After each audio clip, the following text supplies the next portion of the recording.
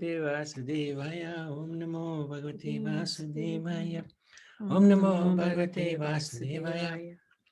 So today we have some sad news from Mayapur that his Grace Pankaj has passed away, and we want to dedicate today's satsang to him.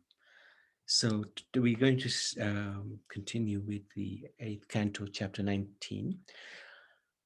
So I'd like to welcome all the devotees. Thank you very much for joining us, and I'd like to seek your good wishes and blessing so that we can continue with the summary of the overview of the 8th Canto, chapter 19 and 20, hopefully today. So let's chant this. Yadra chayo santushto vartate nasantustasthi roge ajitatmano bhattadita. You can do the translation. One should be satisfied with whatever he achieves by his previous destiny, for discontent can never bring happiness. A person who is not self-controlled will not be happy even with possessing the three worlds. Okay, so the previous chapter we heard how Vamandev appeared and Bali Maharaj very nicely received him and said to him, take anything you like. You're a Brahman boy, and I'd like to donate anything you want. So who spoke this verse, do you think? This is going towards the end of this chapter. Who do you think may have spoken this verse?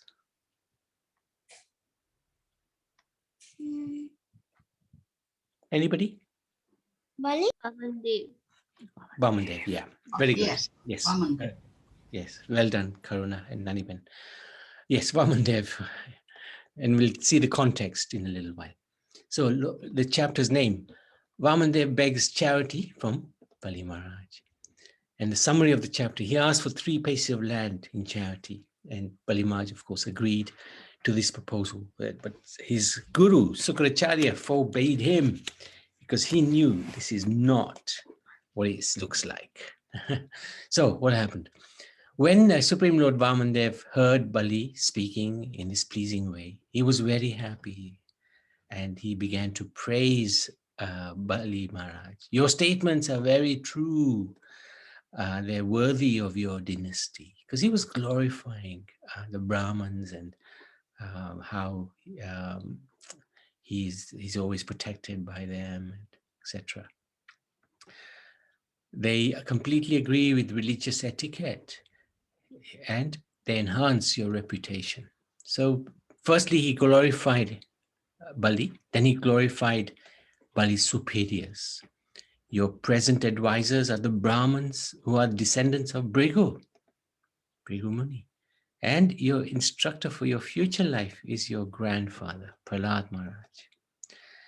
And then he praised also the dynasty of Bali. So who's in this dynasty? Anybody remember? Prahlad Maharaj, we know. Prahlad Maharaj. Yeah. Maharaj, Who else? Virochan and Hiranyakashipu. Well done. Very good. Virochan. No one has been poor-minded of that dynasty, or miserly, or refused to give charity to the Brahmins, or failed to fulfill his promise of charity. So Vamandev is saying, you have a great heritage, and your words are really nice, and your dynasty is great. So, and nobody's ever also refused to fight with the Kshatriyas. Very interesting. And then Vamandev praised the notable personalities in this dynasty. And he praised Hiranyaksha. So the Lord praised the demon. Of course, Hiranyaksha and Hiranyakashipu, they were devotees of the Lord, Jai and Vijay, as we know. Hiranyaksha conquered all the directions, and the Lord was forced to kill him with great difficulty. So he's glorifying Hiranyaksha. Later, as the Lord thought about this uncommon prowess of Hiranyaksha, he felt himself victorious indeed, as the fight was severe. It was really a fantastic fight for the Lord. The Lord was very pleased. And then he praised Hiranyakashipu. He was always angry with the Lord. And he followed the Lord so much that as death would follow living entities. And the Lord, he entered in the core of his Hiranyakashipu's heart, because his power, Hiranyakashipu's power, could only see externally. Hiranyakashipu couldn't see internally. So very interesting how Vamandev glorified Hiranyakashipu, although he was a demon. Yes, Rianch. Prabhuji, when you were telling Hiranyakashipu the tearing part, I'm remembering. I remember the Chankazi story where he broke the tabla in Chaitanya Leela, and in his dream he saw Narsimha, but it was real, and Narsimha. He put his hand on Shankazi's chest and scratched, and he told that next time if you again broke my devotee's tabla, you will be killed. Yeah, actually very appropriate you say this, because Pankaj Jangri would often have these dreams about Lord Nrsingadev, because he was the chief pujari of Lord Nrsingadev. Often he would have these dreams where something was perhaps not quite right in the worship, and the Lord would come to him and tell him, and very interesting. So Lord Nrsingadev really does reciprocate a lot with both the demons and the devotees. Very interesting. Yes, thank you, Riyaj. Bali's father, Virochan, the son of Prahlad, was very affectionate towards Brahmins. Now, if we remember, he knew very well that the demigods had come to him in the dress of Brahmins, and they requested his life, if you remember. This was Canto number 7.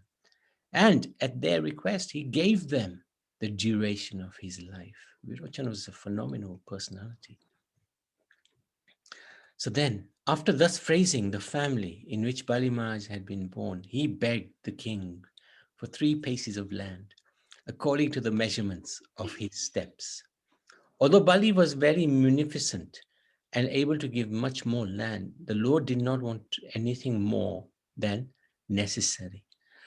Acquiring and spending money extravagantly is sinful.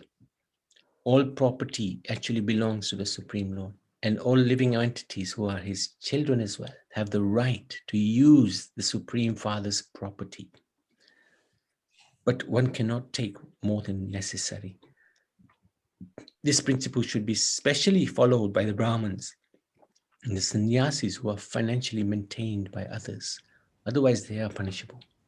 It's like somebody the other day was saying, you shouldn't have to pay for air and water, 2 basic necessities of life provided by nature. So how true that is. But the way life has gone and Kali Yuga has taken hold, even those items are not freely available. That's all about greed and misusing people's good nature. Anyway, then after the Lord asked for 3 paces of land, Bali responds, your words are acceptable, to the learned and elderly, but you are a mere boy and your intelligence is insufficient.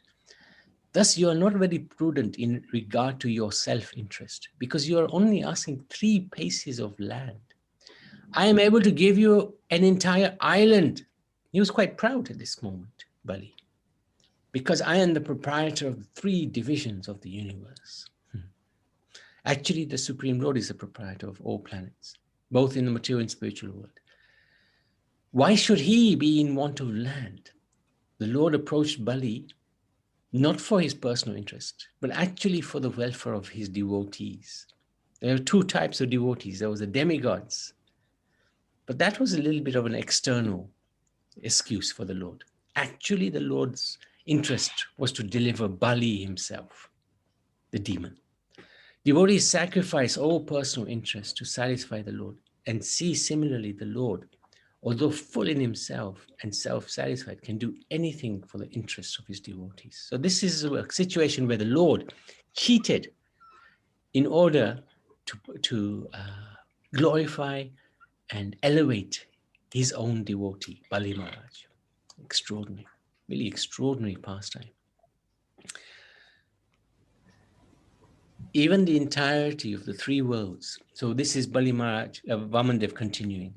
And this is the verse that we recited, or the verse that we recited comes within this particular set of verses. Even the entirety of the three worlds cannot satisfy a person. So that person who even has all the three worlds cannot be satisfied, whose senses are uncontrolled. And this comment was made by Prahlad Maharaj to somebody. Did anybody remember who? Prahlad Maharaj said this. Did he say to Narad Muni? No, he said it to. He said it to, because remember his father. His father was controller of all three worlds, but yet he was always angry and frustrated. So he said it to Hiranyakashipu, that you never be happy because your senses are not under your control, even though you own the three worlds. This is his little 5-year-old boy giving him the facts of life. One should be satisfied with whatever he achieves by his previous destiny, for discontent can never bring happiness. A person who is not self-controlled will not be happy even with the possession of the three worlds. Three words. A Brahman who is satisfied with whatever is providently obtained is increasingly enlightened with spiritual power. So that person who is happy, it doesn't mean we don't endeavor to do things. We endeavor to do our best, but whatever comes, that's what's our due. And the Brahman who is happy with that, he becomes enlightened with spiritual power because he's not anxious. But the spiritual potency of a dissatisfied Brahman decreases as fire diminishes in potency when water is sprinkled upon it. Therefore, I ask only for 3 pieces of land. Okay. Yes, Riyant.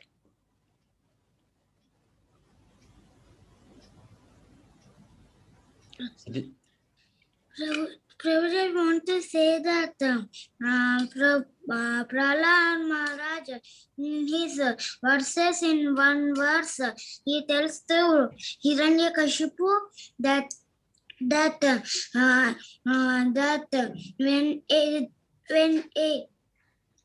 a living entity want to enjoy sense gratification, and if his guru is also in sense enjoyment, they would enjoy sense gratification. Then they don't know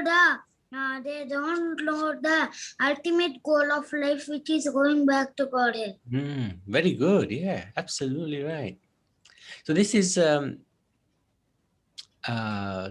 coming a little later. Sukracharya is the guru here. This is Vamandev. This is Bali Maharaj. So Bali Maharaj is giving the promise, I'm going to let you have what you want. And Sukracharya stops him. Oh, what happened? Okay. And this is, again, we'll see this in a little while, where Bali Maharaj agrees and he's about to sprinkle water to confirm the promise. And Sukracharya stops him. And let's have a look at that. Oh, sorry, we haven't finished chapter 19. Sorry. Let's carry on. I thought we'd finished. Bali smiled and told him, all right, take whatever you like. To confirm his promise, Bali then took up the water pot. Sukracharya, who could understand that Vamandev was no different from Vishnu, then said to Bali, and he gave him 8 reasons why not to give charity to Vamandev. So 8 reasons he came up with. Sukracharya is the guru, is the Brahman. on the back of whom Bali Maharaj has received all his piety and strength. But this same Sukracharya is now forbidding him to give charity to Vamandev. This person falsely appears as a brahmachari, is actually the Supreme Lord, Hari. And he's come in order to fulfill the interests of the demigods. So that's one reason. He's falsely appearing before you as a Brahman. He's not a Brahman. He's the Lord. If you fulfill the promise, it'll cause harm to the demons. It's the second reason. Third reason, Hari has come in this form to take away. Hari actually means to take away all your land, wealth, beauty, power, fame, and education. And after taking everything away from you, it'll give it to Indra, your enemy. And when the Lord takes everything away from his devotee, oh, he didn't say this, but actually this is a fact. When the Lord takes everything away from his devotee, he's actually showing great favor to his devotee. Why? Because the devotee then completely takes shelter of the Lord. And then fourth reason, he says, Sukracharya says to Bali, how will you live? Or in other words, where will you have the money to give me my dakshina? You'll have lost everything. So Sukracharya is a little self-interested here. Fifth reason, you will not be able to fulfill your promise because this is the Lord. He'll take away everything and yet still leave you unfulfilled in terms of your promise. And because of this inability of yours, your residence will be in hell. Right? So he's predicting the future. Now, he also said, seventh reason why not to give this charity. Livelihood is more important than charity. Charity that endangers one's livelihood is not praiseworthy. That's ridiculous. That's stupidity, he's saying to. You're going to lose everything, including your life. And then he says also how you should give charity. You should divide it into 5 parts: religious, reputation, your opulence, your sense enjoyment, and family maintenance. But in this way, you're going to give everything away. You're going to lose everything. So 8 reasons why. 8 reasons why one does not fulfill his promise. Sukracharya forbids Bali. Bali was thinking, if I have something to give and still say I have nothing, how can I avoid the sin of lying? Right? This is what Bali was thinking.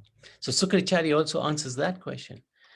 And he encourages Bali to lie and take back his promise, because a promise is truthful if preceded by the word Om, and untruthful if not. So you haven't actually given the promise yet because Om has not been uttered. So don't worry, it's not a lie. And sometimes you have to lie to maintain the body, even if you have to tell untruth. The utterance of the word Om signifies separation from one's monetary assets. When one gives everything to a beggar, one remains unfulfilled in self-realization and in sense gratification. And then it gives another reason: a falsehood protecting one's wealth and attracts others' wealth. But one who always lies also becomes infamous. And though breathing, he is a dead man. So don't lie all the time, he was saying. But in this case, you can lie. So Sukracharya advised Bali to withdraw his promise. He explained that in subduing others, in joking, in responding to danger, in acting for the welfare of others, and so on, one could refuse to fulfill one's promise. Then there would be no fault. By this philosophy, Sukracharya tried to dissuade Bali Maharaj from giving land to Lord Vamandev. So he gave many good excuses. So that's the end of chapter 19. Any questions, any comments? Prabhuji, Yes, Naiman. yes. At first I thought that when Vamandev was praising Bali's heritage, I thought that he would be just praising him. But then I realized that he is the Lord and he doesn't words don't come out from his mouth without a meaning. So he was praising it all for the good reasons, not for what I thought. He's praising him to just lift him up. Yeah. Very true, very true. Yeah, when the Lord praises, he doesn't, he's not duplicitous. He's not no duality in him. Yeah, very good point. Because even Hiranyakashipu gave him great pleasure because he enjoyed the fight with them. So he praised them. Why not? It's quite extraordinary, actually. Nice point, Nariman. Rianch.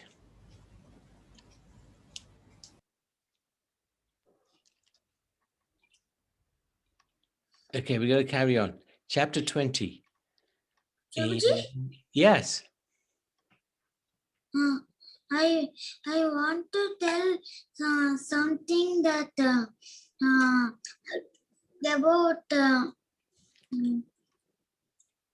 about Pankajangre Prabhu at the ending. Is it fine? Yeah, at the end, yeah. Okay. Evam saptak swaguruna satyana chalito mahan vamanya dayavaenam achita vodaka purvakam. Sukhdev Goswami continued, even after being cursed in this way by his own spiritual master, Bali Maharaj, being a great personality, never deviated from his determination. Therefore, according to custom, he first offered water to Vamandev and then offered him the gift of land he had promised. Okay, so this chapter is entitled Bali Maharaj Surrenders the Universe. Despite his knowledge, and summary of this chapter, despite his knowledge that Vamandev was cheating him, Bali Maharaj knew this. He gave everything to the Lord in charity. And thus, the Lord extended his body and assumed a gigantic form as Lord Vishnu. Bali stands for truth. After hearing the instructive advice of Sukracharya, Bali Maharaj became contemplative. Because it's a duty of a householder to maintain the principles of religion, economic development, and sense gratification, Bali Maharaj thought it improper to withdraw his promise to the brahmachari. And he gave 8 reasons, countering every one of Shukracharya's reasons. So he said this to Sukracharya. Being the grandson of Prahlad Maharaj, how can I withdraw my promise out of greed and cheat a Brahman? So we have to understand there's 2 types of devotees. There's the Kripa Siddha, who is getting devotion through the mercy of a devotee. Bali was a Kripa Siddha, one who may not have undergone all the required details of bhakti, but who by the special mercy of Guru and Krishna has attained the perfection of bhakti. And another example in this, those who did not necessarily go through all the different aspects of bhakti yoga, but became perfect devotees, is the wives of the Brahmins in Braj. They were not learned scholars, but Krishna gave them Kripa Siddhi. So he gave them bhakti. The other type of devotee is a sadhana siddhi, one who practices the regulatory principles, and through that practice, regular execution of the principles, they become devotees. So we are actually all really in this capacity here, Kripasiddha, because what can we practice in Kali Yuga? We don't really have the ability to become Krishna conscious through our own practice. We're dependent on the mercy of Prabhupada.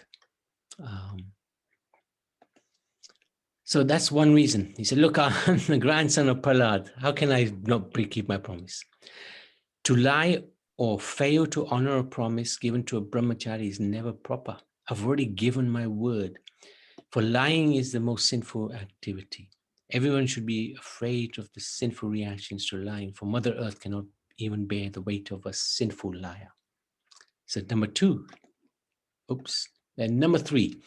I do not fear hell, poverty, ocean of distress, fall down from my, or even death itself, as much as I fear cheating a Brahman. All the material opulences of this world are separated from their possessor at death, right? At death, we leave everything behind. Therefore, if the Brahman Vamandev is not satisfied with whatever gifts one has given, why not please him with the riches one is destined to lose at death? What have I got to lose? I'm going to lose it anyway. Might as well give it while I'm alive. Nice point. Dadachi, Sibi, and many other great personalities were willing to sacrifice even their lives for the benefit of people in general. And this is the evidence of history. So why not give up this insignificant land? That's all I'm giving. I'm not giving my life. So number 6 is, these are different reasons Bali is saying that I will not do what you say, Sukracharya. It is said that one who is glorious in his activities is always living and never dies. Therefore, fame should be the aim of life. And even if one becomes poverty-stricken for the sake of a good reputation, that is not a loss. Of course, Pali Maharaj said that to Sukracharya, but that's not what he was after. He didn't care about fame, name. Many men have laid down their lives on the battlefield, being unafraid of fighting. But rarely has one gotten the chance to give his accumulated wealth faithfully to a saintly person who creates holy places. It is more difficult to give up wealth than giving up one's own body. So this is fantastic. Many people have died on the battlefield, yes, but who's had the chance to give their wealth to a saintly person who creates holy places? This is fantastic. And we know this, right? It's easier to give up wealth. It's easier to give up one's life than one's wealth. If one accepts a poverty-stricken position because of losing money in business, gambling, prostitution, intoxication, no one will care. But if one becomes poverty-stricken by giving all of one's possession in charity, he becomes adored all over the world. So these are fantastic points. Why Bali Maharaj is saying, I'm going to continue with my act of giving charity. Bali Maharaj thought that if this brahmachari Vamandev were Lord Vishnu, whom great sages worship, I must carry out his order and give him the requested tract of land without hesitation.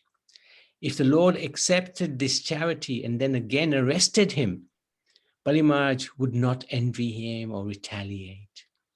Considering all these points, Bali Maharaj finally gave in charity everything he possessed. So then, of course, Sukracharya became upset. He was inspired by the Lord to curse his exalted disciple, Bali Maharaj, who was so magnanimous and fixed in truth, that instead of respecting his spiritual master's instructions, he wanted to disobey his order. So the curse was that you will soon be bereft of all your opulence. Now, generally speaking, one would respect the order of the spiritual master, generally speaking. But when that order goes against bhakti or the performance of bhakti, one can disregard that order. So Bali surrenders the universe. Though being cursed, Bali, being a great personality, never deviated from his determination. Therefore, according to custom, he first offered water to Vamandev, then offered the gift of land he had promised. Bali, the worshipper of Lord Vamandev, jubilantly washed Lord's lotus feet and then took the water on his head, for that water delivers the entire universe. So actually no one can give anything to the Lord, right? For he is full in everything. He has everything. Everything belongs to him. It's like offering a palm full of Ganga water to the Ganga. What we are offering to the Lord does not belong to us anyway, nor does it enrich his opulence. But by such offerings, one becomes a recognized devotee. When one's face is decorated, this is a really nice example. When our faces are decorated, the reflection of that in the mirror is automatically beautiful. Therefore, when the Lord is served, the devotee and the other living entities become happy automatically. So nothing belongs to us. We're thinking, yes, I'm giving this. It's not for us to give. It's in our possession, yes. We're entitled to look after it. So what we're doing is we're just giving it. We're just handing it to its rightful owner. Very, very nice points in this part of the Bhagavatam. The demigods praised Bali's qualities and they showered him millions of flowers. Remember, the demigods hated Bali. he displaced them from heaven. But when they saw this magnanimity of this fantastic devotee, they just showered him. So the demigods have really amazing qualities, actually. Okay, so what happened? Bali had said to the Lord previously in the 19th chapter, 38th verse, that he said to the Lord, you can have anything you want. So the Lord, he immediately extended himself into a universal body until everything in the universe was within his body. By the mercy of Lord Vamandev, Bali could see that the Lord is all-pervading and that everything rests in the Lord. So this is a little example. There's seven verses here describe the universal form, how the Lord expands himself. His souls will reach down to the lower planets, feet on the surface of the globe, the calves for the mountains, the knees were the birds, the thighs air, garments, evening, twilight, and so on. The private parts were the Prajapatis, hips, Bali and his associates. The navel was the sky, the waist was the seven oceans, bosom was the cluster of stars. So Bali was seeing all this. The heart was the religion. Chest was pleasing words and truthfulness. Mind was the moon. Bosom was the goddess of fortune. The neck was Vedas, all syllables. Activities, sacrificial fire. Shadow was there as well, which is death. His smile, illusory energy, Maya. Hairs, drugs and herbs. Rains, rivers. Arms, all the demigods. Ears, all directions. Head, upper planetary systems. Hair, clouds. Nostrils, the wind. Eyes, the sun. Mouth, fire. Words, Vedic mantras. The tongue was Varundev. Eyebrows, regulatory principles. The eyelids, day and night. Forehead was his anger. The lips, greed. Touch was the lusty desire. Semen was the water. Back was irreligion. His back was like the irreligion. Yeah. Nails are the stones. Intelligence was like Brahma and the demigods. The entire body and senses, moving and non-moving living entities. So this is how the universe form was composed of. Bali Maharaj was fortunate to see that. Bali Maharaj could see Lord Vamandev as a supreme Vishnu wearing a helmet, yellow garments, the mark of Shivatsa, the Kastuba jewel, a flower garland, ornaments decorating his entire body. The demon associates of Bali were perturbed upon seeing the universal form with the various weapons, offering prayers. Even the weapons were offering prayers to the Lord. So he came in his 800 form. All the different weapons were there, and the demons were petrified. So the Lord, he covered with one footstep the entire surface of the world.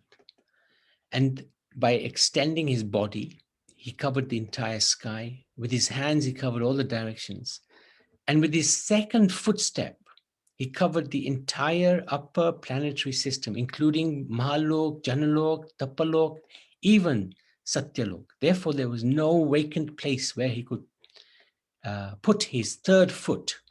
So this is his expansion. This is also known, he is also known as Trivikram. He extends beyond the three worlds.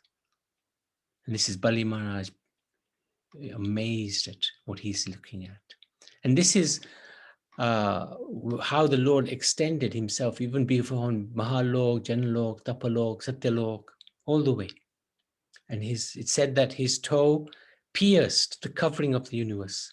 And this covering is so thick, but his toe just pierced it all the way through into the casual ocean from which the Ganga flowed down.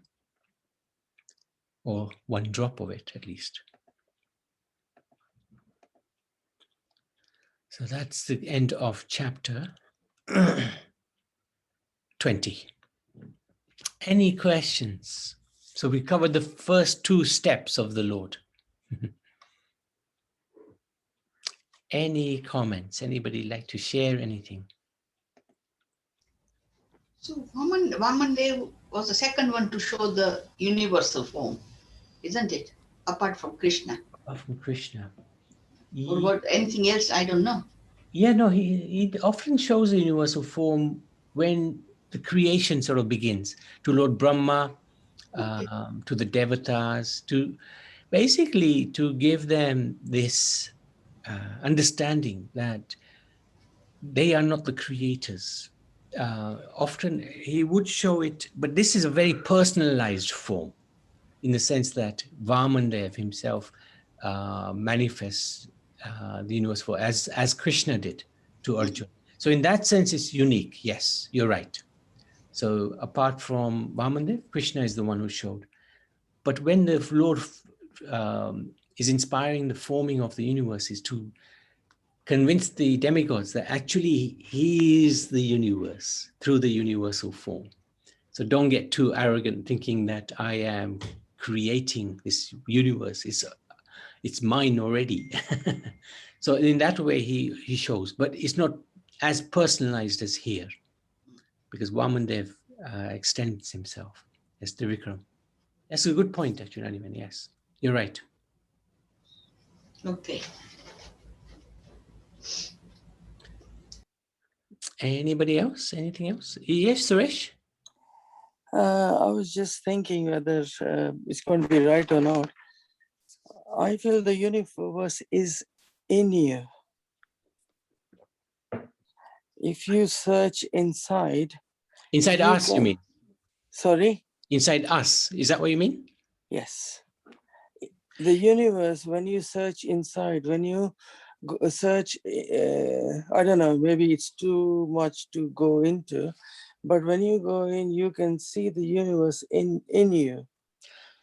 A fraction of it. Yeah, a fraction. Apart from Lord Krishna and Lord Vamandev, they are teaching us the outcome of how the history happened. But if we learn ourselves, if we go into it, then we can see the universe within ourselves, and we got 5 bodies, and we can extend to that 5 bodies also. Well, in one way, you're right, that this, our body is comprised of earth, water, fire, air, ether, and then there's the mind, intelligence, and ego. Yeah. So there is a component of the universal ingredients which comprise our body.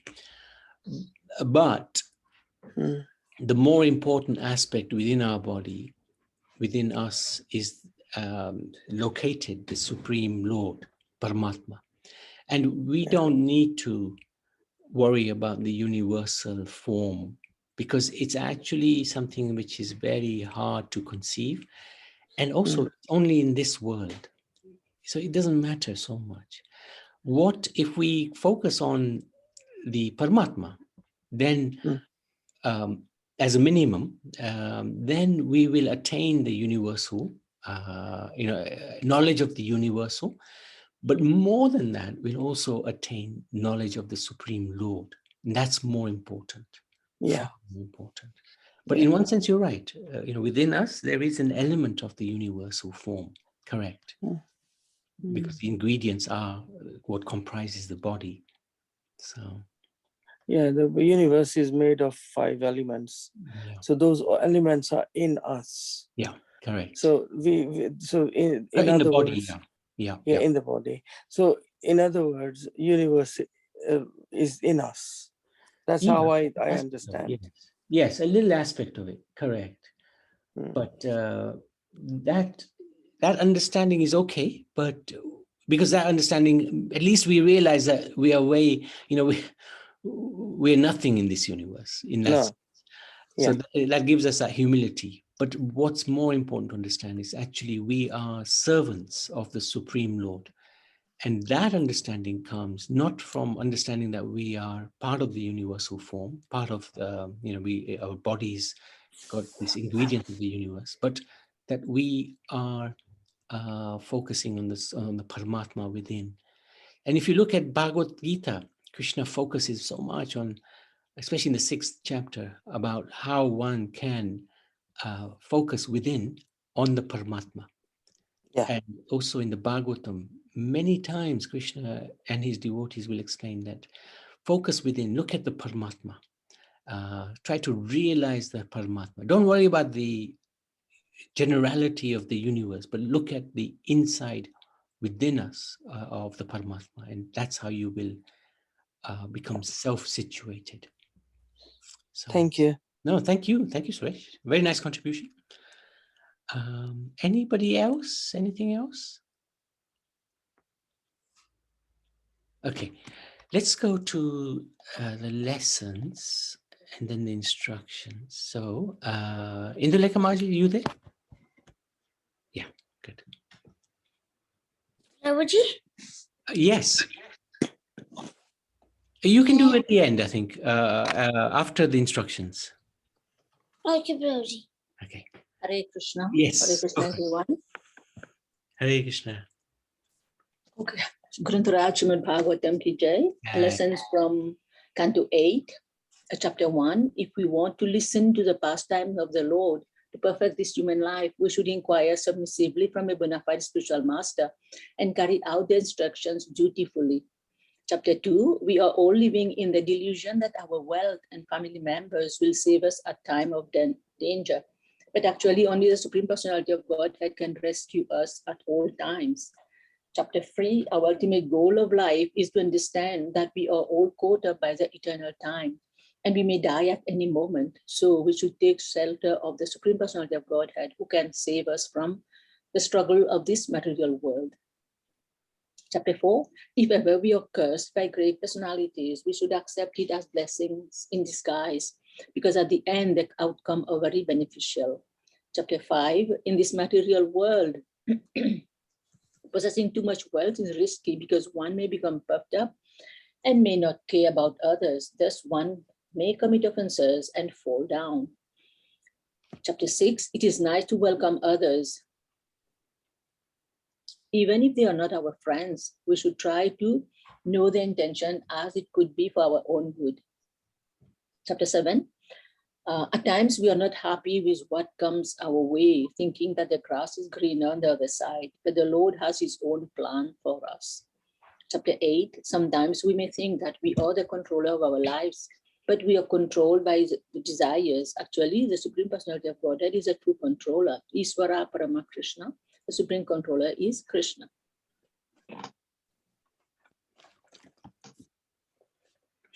Chapter 9, the Lord always protects his devotees, even though both devotees and non-devotees may be performing the same activities in the same field, but the devotees achieve better results at the end.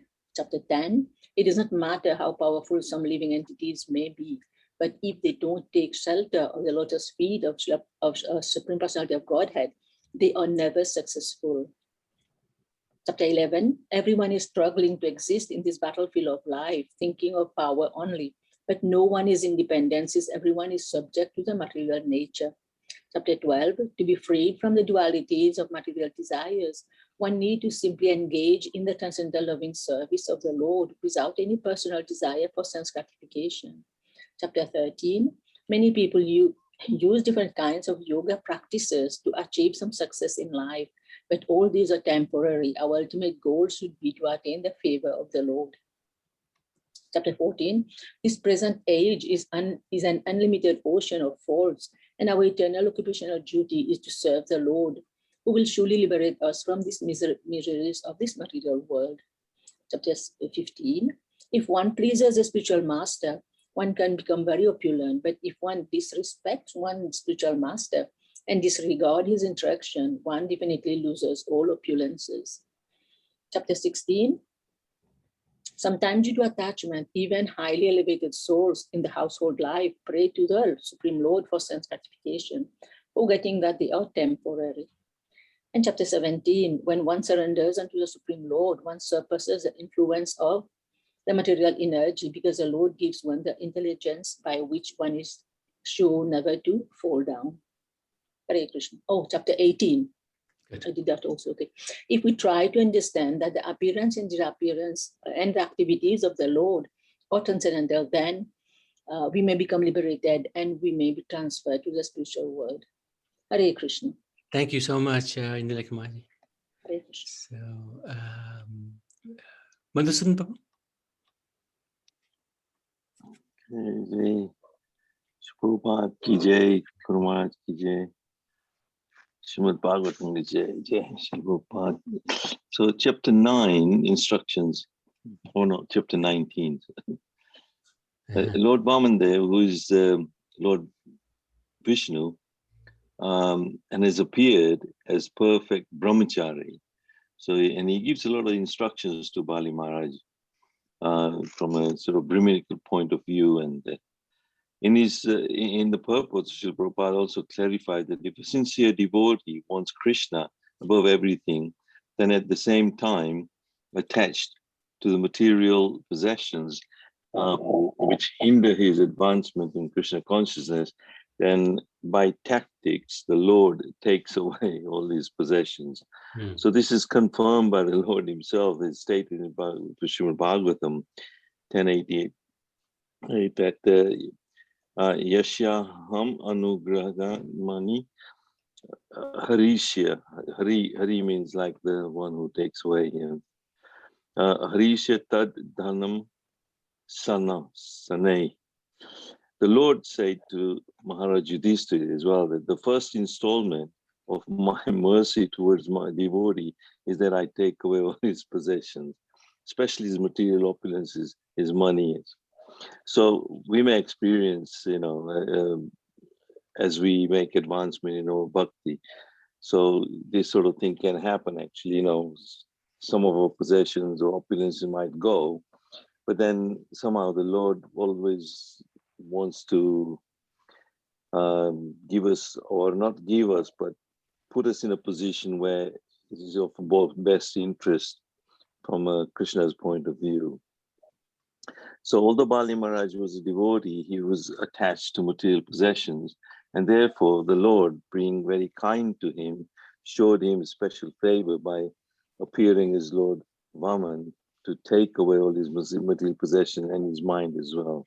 So later on we'll find out Bali Maharaj does lose everything, but he puts him in a better position at least, And then chapter 20, Srila Prabhupada comments in the purport that the opulences offered by the Supreme Personality of Godhead are not to be compared to the opulences obtained by karma kanda. In other words, if a devotee becomes very opulent, it is to be understood that his opulence is a gift of the Supreme Personality of Godhead. So such opulence will never be vanquished.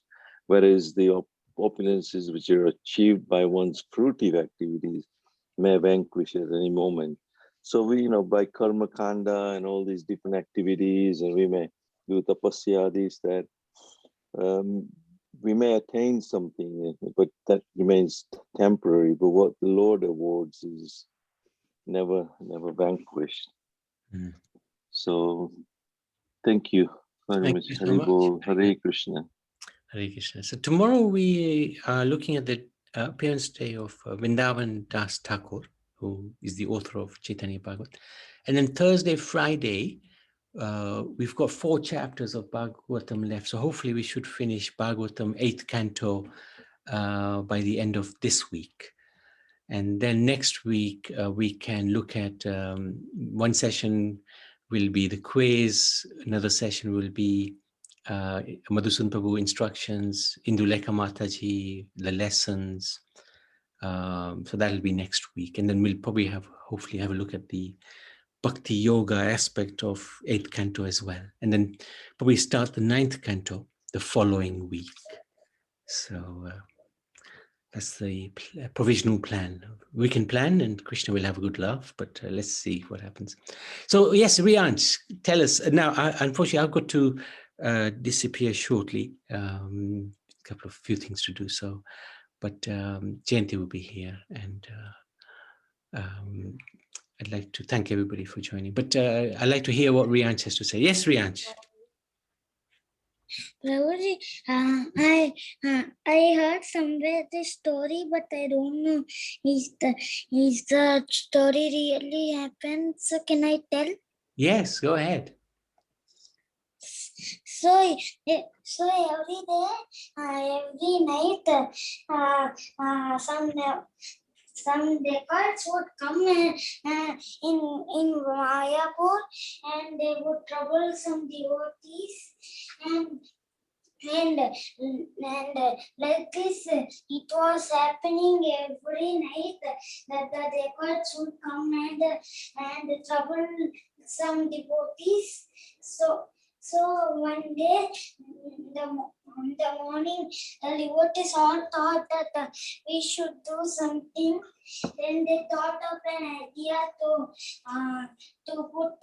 to put Narasimha deity in Mayapur. So the first deities in Mayapur are the Krishna, Radha, and 8 Ashtasakis. So they want to put this Narasimha deity also in Mayapur. So they planned like that, and they got Narasimha deity, and they were thinking again, and they were now worried that who will serve this Narasimha deities? We have to find a devotee who is exalted, and he is very good in worshipping in Narasimha. They were searching. Then that time two Prabhujis came. Then the two Prabhujis name were Pankajangri Prabhuji, Jananwas Prabhuji. So they two started worshipping Narasimha Dev, and whenever Prabhupada would come to take the darshan of the Ashtasakis Narasimha, then when while taking the darshan at Narasimha deity, Pankajangri Prabhu would see Prabhupada, and he would run to Prabhupada, and with so much love he offered obeisances to Prabhupada. Very good. Yes, I think it's accurate.